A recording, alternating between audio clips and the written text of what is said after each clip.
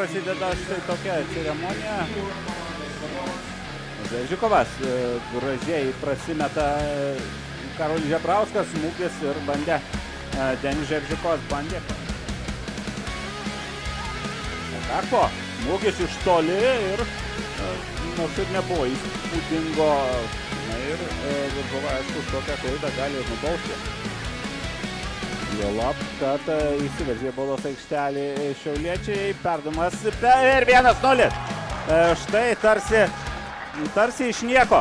Viskas prasidėjo nuo klaidos, kurią šiauliečiai išnaudojo tiesiog puikiai. Gabijaus Micevičiaus perdavimas.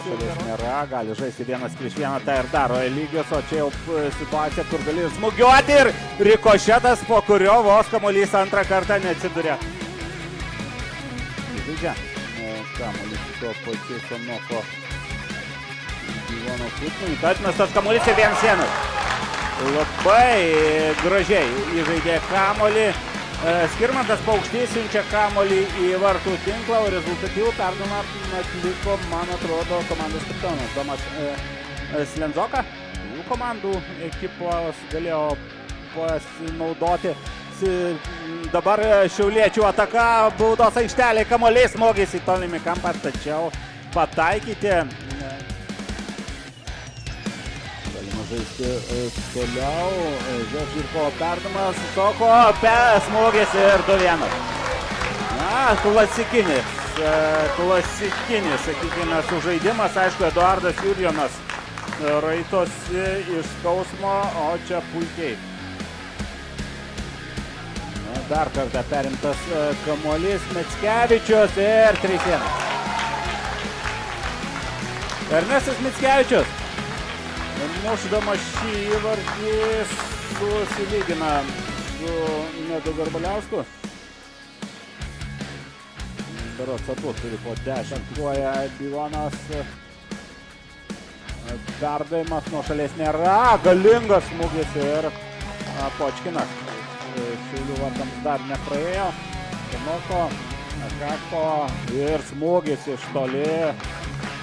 Greta vartų. Prieš tai nemažai laiko praleido Šiaulių futbolo akademijoje. Kamuolį gautas. Dabar jau Šiauliai turi galimybę ir šiek tiek netikslus.